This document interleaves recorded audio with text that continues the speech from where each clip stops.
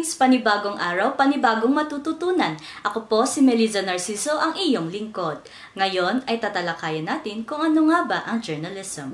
Pero bago yon, alam mo ba na si Marcelo H. Del Pilar ay madalas ipagdiwang bilang isa sa unang journalist sa Pilipinas.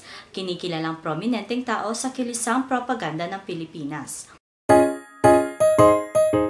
Ginamit niya ang pen name Plaridel na naging mahalaga sa paggamit ng pahayagan bilang kasangkapan laban sa Spaniards. Ngayon, pag-uusapan natin ang journalism o pamamahayag.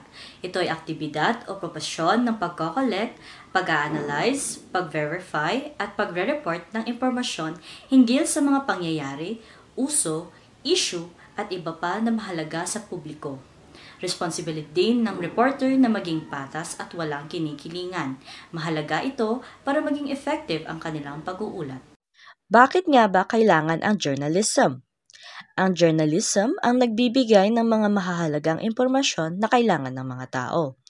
Ang journalism din ay nagtatangguyod ng education sa pamamagitan ng pagbibigay ng analysis at context sa mga balita na tumutulong sa mga tao na maunawaan ang mas complicated na issue at mga pangyayari sa kanilang kapaligiran. Sa panahon ng digital age kung saan mabilis kumalat ang fake news at misinformation, ang mga reporter ay gumaganap ng critical paper sa pag-verify ng information at matiyak na ang mga tao ay nakakakuha ng tamang balita. At ito ang journalism. Maraming salamat sa panonood mga kalings. Para sa susunod na videos, bisitahin pa ang aming website. Bye-bye!